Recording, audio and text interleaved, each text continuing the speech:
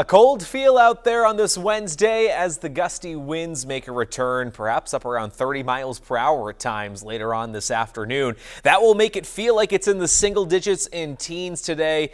It's one of those days to bundle up and have the heavier layers ready to go. At least we'll have some sunshine over central and southern New Hampshire. Farther north and west, more clouds and likely some snow showers banking up over the higher terrain of the White Mountains. Actual temperatures get back into the 20s this afternoon. We'll call it partly sunny skies from the Lakes region and points south, and it looks like the skies will start to gradually clear later on this evening.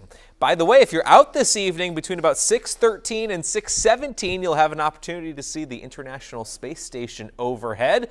Look in the western sky. It will track over to the north-northeast.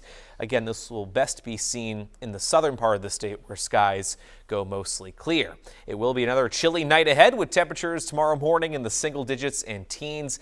Bitter cold start at the bus stop tomorrow, but at least the winds will be lighter on Thursday, so that will create a more pleasant feel. The brightest part of tomorrow will be during the morning hours. Clouds will increase from west to east during the afternoon, but it should be a dry finish to the work week. Let's talk about the holiday weekend because there are some changes on the way, including a pair of nuisance weather systems. No big storms in the forecast, but there will likely be some scattered rain and snow showers on Saturday afternoon.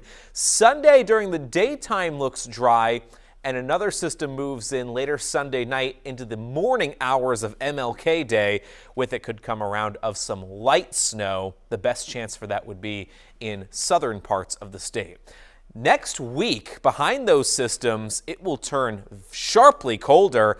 In fact, this may end up being some of the coldest air we feel all throughout the winter. And these frequent shots of cold air this January have been keeping the jet stream well to our south. It will stay that way through much of next week. So along with the colder air, it will be a relatively dry stretch. Look at the temperatures. We go from highs in the 40s for some on Saturday to temperatures likely not getting out of the teens by Tuesday of next week. And that's not factoring in the wind, meaning by the middle part of next week, it could feel like sub-zero even during the daytime with some sunshine in place. Here's the 7-day forecast, a dry but chilly stretch over the next 3 days. The next system brings some rain and snow showers later Saturday afternoon.